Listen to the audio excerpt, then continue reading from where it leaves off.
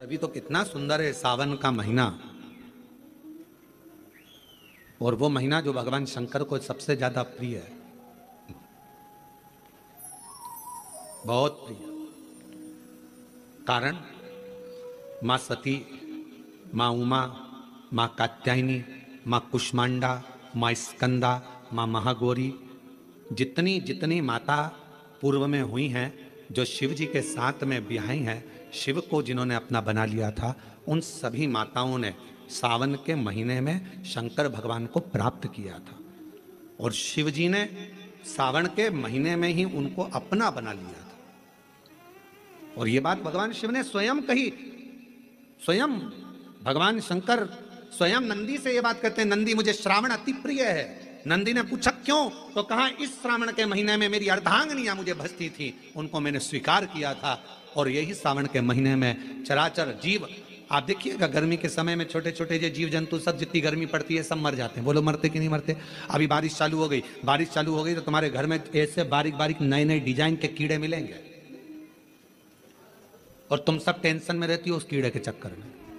वो घुस गया, वो वहां से आ गया, ये छोटा सा। इतनी डिजाइन का उनकी पीठ का कलर अलग देख लो, उनके पंख का कलर अलग देख लो, उनकी इल्लियों को, छोटी छोटी इल्लियों को अलग से देख लो। केचुआ देख लो, केचुआ की भी वेराइटी अलग है, कोई सफेद केचुआ, कोई काला केचुआ, कोई गुलाबी केचुआ, कोई कत्था। कितनी डिजाइन! 83,99,999 योनिया, और उसमें आखिरी योनि ये 84,00,000वीं मनुष्य की योनि। अब इतनी योनियां, और तुम्हारे घर में भी आसपास तुम देखना कितनी सारी योनियों को देख लोगे, चीटा को। और चीटे की भी एक डिजाइन आ जाती है, सावन में आते आते चीटे में भी पर आ जाते हैं। अब तुमने देखा कि नहीं देखा वो हमको नहीं मालूम भैया, देखा है तुम लोगों ने?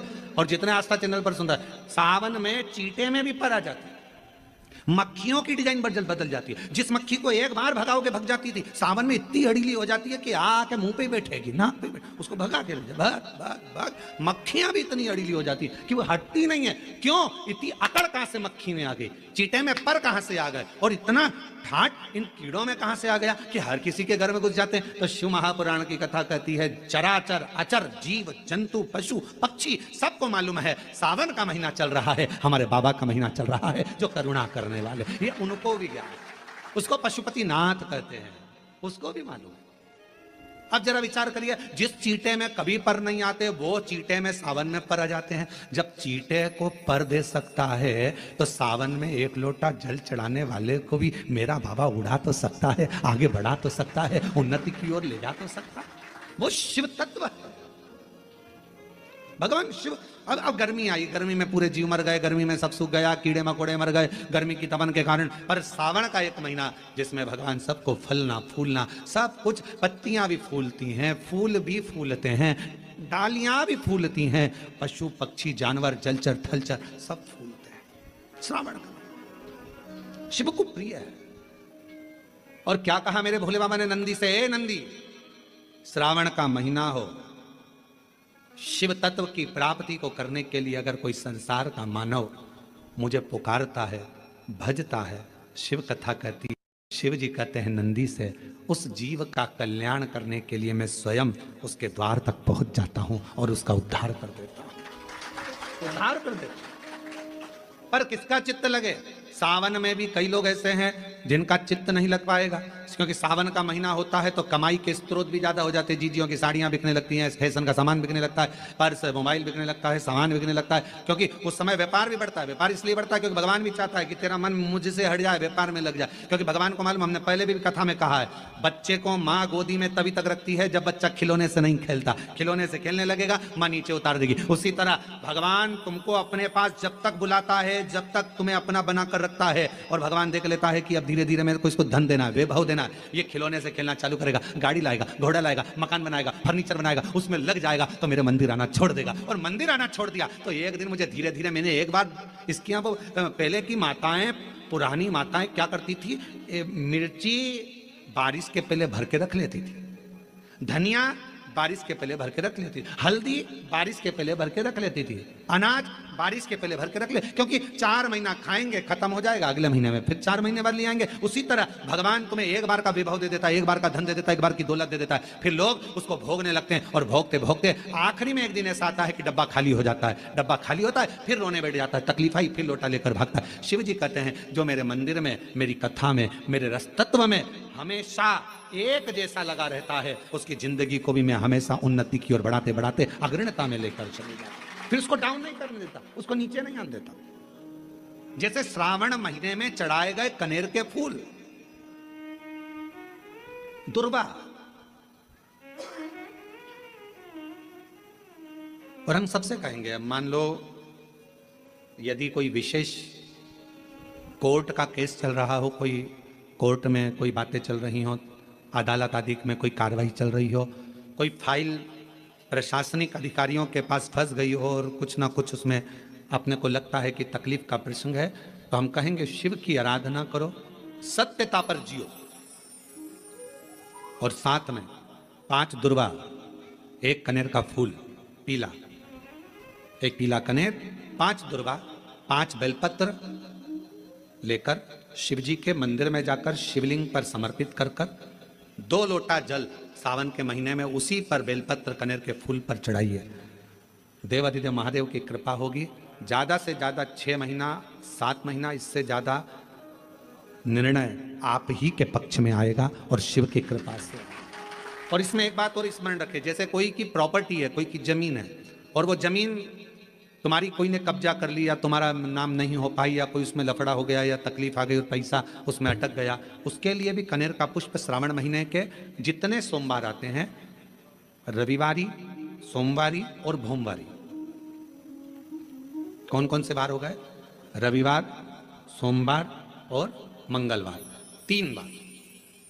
प्रथम दिवस में कनेर का 1 पुष्प लेना है, द्वितीय दिवस में कनेर के 5 पुष्प लेना है, और तृतीय दिवस में कनेर के 3 पुष्प लेना है। बेलपत्र 1-1 साथ में लेकर शिव जी को रविवार के दिन भी समर्पित करें, सोमवार के दिन भी समर्पित करें, और मंगलवार को 3 कनेर के पुष्प के साथ बेलपत्र लेकर बाबा को समर्पित करिए। कितना भी अटकी हुई प्रॉपर्टी होगी, कह दिया उसने मैं तेरे नाम प्लाट नहीं कराऊंगा, और पैसा लेकर बैठ गया, या पैसा नहीं दे रहा है, या किसी भी रूप में अटका हुआ है, अगर सावन के 4 सोमवार पढ़े या 5 सोमवार पढ़े, आपने ये प्रत्येक सावन के सोमवार के पहले, फिर से बोलो कौन सा बार? रविवार, सोमवार और मंगलवार, ये 3 बार का क्रम अगर प्रत्येक सोमवार के पहले और बाद में कर लिया, तो आपको उसे प्रॉपर्टी उस व्यक्ति को तुम्हें देना ही पड़ेगी, छोड़ना ही पड़ेगी। उसको खुद अपने आप में बेचैनी होने लगेगी, मुझे बुलाएगा, आपको जाना नहीं पड़ेगा, खुद बस फोन लगाया आपने, भैया हमारा करा दो, हमारा करा दो, 2 बार 3 बार अगर बोला, 4थी बार वो खुद बुलाएगा, बेचैनी बढ़ेगी। मेरा बाबा उसको खुद खल बुला देता है। शिव शिव है, उसको कहते सत्यम शिवम सुंदर, शंकर शंकर, वो नित्य कृपा करने वाला, नित्य कृपा। और सावन का महीना 1 लोटा नहीं, कितना? 2 लोटा जल चढ़ा रहे हो सब लोग, बहुत जोरदार। श्रावण का पहला सोमवार होता है शिव तत्व का, श्रावण का दूसरा सोमवार होता है देवी तत्व का, माँ दुर्गा, माँ भवानी। आप लोगों ने शिव पंचायत, शिव महापुराण की कथा पहले बातचीत आप लोगों ने सुनी होगी, उसमें शिव पंचायत का वर्णन करा था। 5 देव,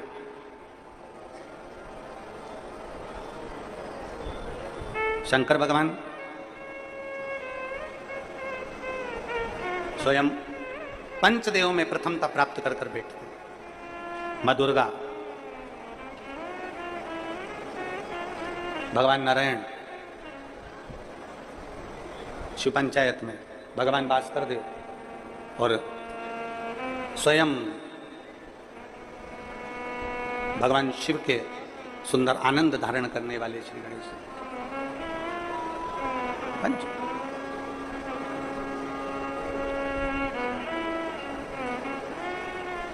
अब प्रथम में शिव, दुर्गा, नारायण, भास्कर देव, गणेश जी, ये सब भगवान शिव की पंचायत के अंतर्गत विराजमान होते हैं, और ये 5 सोमवार का फल हमें प्रदान करते हैं। 5 सोमवार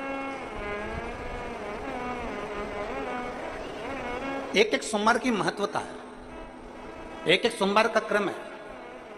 कई माताएं उस क्रम को धारण भी करती हैं, ऐसा नहीं कि कई माताएं नहीं करती हैं, सबका अपना अपना नियम होता है। कोई शिव मंदिर में जाता है तो एक अक्षत, एक चावल का दाना शिव जी को समर्पित करता है, कोई मंदिर जाता है तो एक पुष्प शिव जी को समर्पित करता है, कोई मंदिर जाता है तो एक बेलपत्र शिव जी को समर्पित करता है, कोई मंदिर जाता है तो जल समर्पित करता है। सबका अपना अपना भाव है। जैसे तुम शिव को मना सकते हो, जैसे आप भगवान शंकर को नहीं जा सकते। और मेरा निवेदन सभी मेरी जीजियों से, मेरे जीजाओं से, मेरी बेटियों से, बेटाओं से, मेरी माताओं से, श्रावण के महीने के जितने सोमवार रहें, प्रत्येक सोमवार को शंकर जी का, अगर मंदिर जा सको तो ठीक है, ना जा सको तो शिखर का दर्शन, और वो भी ना कर सको तो अपने घर में जो शिवलिंग है उस पर 3 बार, 3 छोटा सा लोटा ले लो, बड़ा लोटा ले लो, कैसा भी, 3 बार शिव जी का नाम लेकर 3 बार जल को अवश्य चढ़ा। जितने सोमवार पड़े श्रावण के महीने में आप 3 बार, भले 1 लोटा जल है उसी को रोक रोक कर 3 बार चढ़ा, और 3 बार चढ़ाओ। जैसे शिव मंदिर में 3 ताली का नियम है, सावन महीने में 3 लोटा अर्थात 2 लोटा जल पर रुककर 3 बार अगर जल चढ़ाया जाता है तो ब्रह्मा, विष्णु और महेश उस जल को स्वीकार कर कर तेरे घर का भंडार भर देते। 3 बार जल। गंगा जल का प्रयोग एक तो पितरों के लिए, दूसरा श्रावण के महीने में किसी भी एक सोमवार को अगर व्यापार नहीं चल रहा है, नौकरी नहीं मिल रही है, तो कोई तकलीफ आ रही है, तो कोई कष्ट आ रहा है, कोई रोग बढ़ रहा है, डॉक्टर से ऐसा लग रहा है कि ये बड़ी बीमारी बताने वाला है, शरीर में कोई गांठ पड़ गई है और वो जांच के लिए गई है, तो बिल्कुल श्रावण के महीने में किसी भी एक सोमवार को गंगा जल लेकर जाइए शिव मंदिर में। शंकर जी के मंदिर में थोड़ा सा गंगा जल नंदी को समर्पित कर कर, थोड़ा अशोक सुंदरी को समर्पित कर कर, थोड़ा गणेश और कार्तिकेय को समर्पित कर कर, थोड़ा सा गंगा जल जया, विषहरा, शामरीबारी, दौतली और देव को समर्पित कर कर, थोड़ा सा गंगा जल शिवलिंग पर समर्पित कर दो। उस गंगा जल को वापिस झेल कर लेकर आओ। 3 दिन तक लगातार उस गंगा जल को पीना प्रारंभ करो। उसके बाद जांच के लिए आप कहीं पर भी जाइए, बाबा कृपा जरूर करेगा, ये निश्चित था। उस गंगा जल की प्रधानता, उस गंगा जल का एक गौ माता, गौ, गंगा और संत, ब्राह्मण, साधु, सन्यासी, सात्वित्ववान नारी, कन्या, स्त्री, इनका जो महत्व है उसको जान गए तो जिंदगी सार्थक हो। यदि भूलवश भी अगर कोई व्यक्ति मंदिर में बेलपत्र चढ़ा हुआ है और बेलपत्र उसने एकाग्रित कर लिया मंदिर के अंदर ही, और मंदिर में बेलपत्र एकाग्रित कर कर धागा लिया और उस कच्चे धागे में, उस कच्चे धागे के अंदर अगर उस बेलपत्र की डंडी को पीछे से उसने एक एक साधारण सी गांठ लगाकर उस बेलपत्र की माला को सिद्ध कर लिया, हल्की सी कच्चे सूत की गांठ लगाते लगाते मंदिर की चढ़ी हुई बेलपत्र को, शंकर पर चढ़ी हुई बेलपत्र को, शंकर की चढ़ी हुई बेलपत्र को ही उसने गांठ लगाकर जब माला सिद्ध कर ली, और सिद्ध कर कर अगर वही माला भगवान शंकर को अर्पित कर देती है तो कहते हैं कि हमारा फिर पुनर्जन्म होता ही नहीं है। इस संसार सागर से हमारी मुक्ति हो ही जाती है, पुनर्जन्म से हम छूट जाते हैं। जैसे जगत गुरु शंकराचार्य जी कहते हैं, पुनरपि जननम पुनरपि मरणम, उस प्रपंच से छुटकारा। अब कई लोग ऐसे होते हैं कि वो पत्ती में छेद कर देते हैं, नहीं। शिव महापुराण की कथा कहती है, चाहे बेलपत्र हो, चाहे तुलसी पत्र हो, चाहे बेलपत्र हो, चाहे तुलसी पत्र हो, इन दोनों पत्ती के अंदर सुई को नहीं पिरोना चाहिए। बेलपत्र के अंदर भी सुई को नहीं डाला जाता और तुलसी पत्र के अंदर भी सुई को नहीं डाला जाता, दोनों पत्र में। हाँ, कच्चे धागे से आप उसमें डंडी में गांठ लगाकर भगवान शंकर को माला धारण कर सकते हो, पर कौन सी बेलपत्र?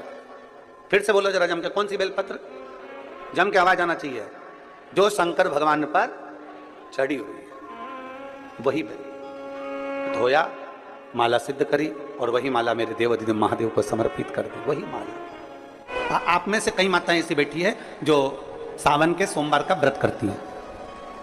कौन कौन ने करा था सावन के सोमवार का व्रत? हमने भी करा था, तो हम भी उठा, ठीक है। आप लोगों ने व्रत किया ना।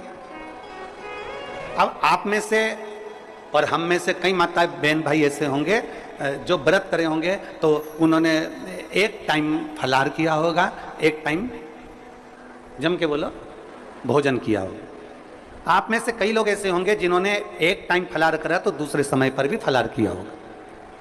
आप में से कुछ लोग ऐसे होंगे जो एक टाइम केवल फलाहार करे होंगे, दूसरे समय कुछ भी नहीं लिया। बोलो बोलो, सही है कि गलत है? अब ईमानदारी से बोलना, आप में से कई लोग ऐसे होंगे जिन्होंने दिन भर कुछ भी नहीं खाया होगा, केवल एक गिलास दूध, एक फल और बाबा का प्रसाद लेकर और व्रत कर लिया। अब आप में से कई लोग ऐसे भी होंगे जिन्होंने दोनों समय भोजन करा होगा और सुबह नाश्ता भी किया होगा, दिन में पानी पूरी भी खाई होगी, शाम को थोड़ा भगर भी, सब खाया। अब जरा बहुत बहुत गहन चिंतन वाला विषय है, जरा ध्यान दीजिएगा। एक व्रत करा, एक टाइम भोजन, एक टाइम फलाहार, एक ने व्रत करा दोनों समय फलाहार, एक ने व्रत किया कि मैं कुछ नहीं खाऊंगा, एक फल, एक गिलास दूध, एक ने सब कुछ खाया, मतलब दिन भर भोजन कर, दिन भर भोजन कर। अब जो एक समय फलाहार कर रहा है वो भी शंकर का भगत है, जो एक दोनों समय फलाहार कर रहा है वो भी शिव का भगत है, जो एक फल ले रहा है और एक गिलास दूध ले रहा है वो भी शिव का भगत है, और जो दोनों समय भोजन कर रहा है वो भी शिव का भगत है। अब शंकर जी से पूछा जाए कि इनमें से तुम मुक्ति किसको दोगे, इनमें से तुम मोक्ष किसको दोगे, इनमें से सबसे पहले तुम किसकी सुनोगे, किसकी सुनोगे? तो भगवान देव महादेव का चरित्र कहता है माता पार्वती से, पार्वती भले तुम भूखे रहो मत रहो, पर इतना जरूर करो कि किसी का दिल ना दुखे तो मैं प्रसन्न हो जाता हूं और वर प्रदान करूं। तुमने व्रत किया ना किया, तुमने साधना करी ना करी, तुमने तप किया ना किया, तुमने उपास किया ना किया, पर इतना जरूर करो कि जिस दिन तुम्हारा व्रत, जिस दिन तुम्हारा व्रत है उस दिन तुम्हारे मुख से अपशब्द ना निकले, जिस दिन तुम्हारा व्रत है उस दिन तुम्हारे मुख से आड़ा टेढ़ा ना निकले, जिस दिन तुम्हारा व्रत है उस दिन तुम अपने पिता, पति और परमात्मा, इन तीन के झूठे बर्तन अवश्य घिसे, अवश्य मांझे।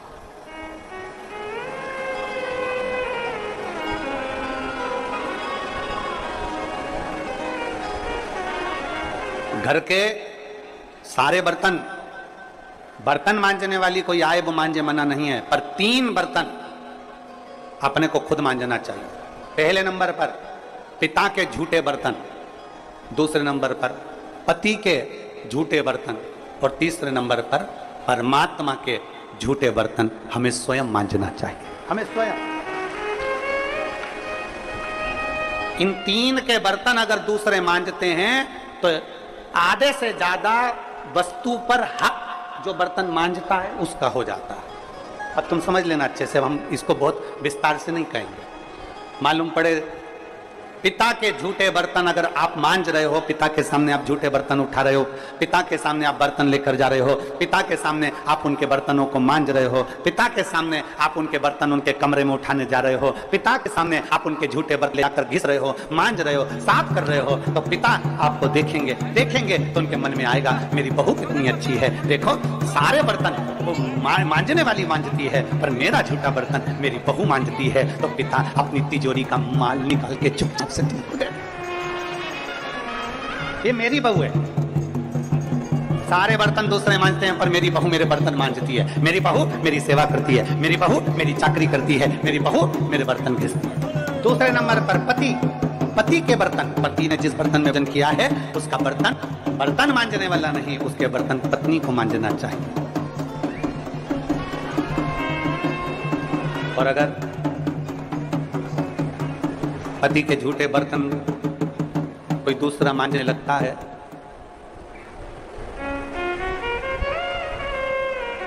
तो एक दिन सेठानी नौकरानी और नौकरानी सेठानी हो जाती है। वर्षा ने बहुत सावधानी, बहुत सावधान। पति के झूठे बर्तन भी पत्नी को मांजना चाहिए। स्वामी के झूठे बर्तन मांजोगी पति की दृष्टि में आएगा सारे घर के बर्तन दूसरे मांजते हो पर मेरी पत्नी मेरे बर्तन मांजती है, पत्नी मेरे झूठे बर्तन उठाती है, मेरी पत्नी मेरे झूठे बर्तन संभालती है, मेरी पत्नी मेरे झूठे बर्तन उठाकर रखती है। मतलब उसकी दृष्टि में आपका भाव बढ़ता चले जाएगा। तो आपको जिस दिन तुम बोलो कि मुझे ये चाहिए, पति को याद आ जाएगा ये मेरी सेवा करती है, झूठे बर्तन तक संभालती है, तो तुरंत साड़ी भी दिलाएगा, करवा चौथ अंगूठी भी दिलाएगा निश्चित। एक पिता, एक पति और तीसरे नंबर पर बोलो, सब बोलो जम के जरा, परमात्मा। तुम्हारे घर में भगवान का मंदिर है, तुम्हारे घर में छोटा सा शिवालय है, तुम्हारे घर में छोटा सा देवालय है, तुम्हारे घर में छोटा सा मंदिर बना हुआ है, उस मंदिर में तुम भगवान की पूजन करती हो, पूजन करने के बाद भगवान को स्नान कराती हो, स्नान करा हुआ बर्तन रखा रहता है, लोटा रखा रहता है जल चढ़ाने वाला, भगवान के भोग लगाने की छोटी सी कटोरी होती है, भगवान को पानी पिलाने का छोटा सा लोटा होता है, कलश होता है, झारी जी होती है या कोई गिलास होता है। भगवान का बर्तन, परमात्मा का बर्तन घर की स्त्री को, घर की नारी को स्वयं मांजना चाहिए, वो बर्तन मांजने वाले को नहीं देना चाहिए, क्योंकि परमात्मा ये देखता है कि ये मेरे बर्तन मांज रही है, मैं इसको भंडार भर देता हूं। पिता, सब लोग बोलेंगे कौन कौन के बर्तन मांजना चाहिए, जम के बोलो, पिता, पति और परमात्मा। इन तीन के बर्तन, इन तीन के झूठे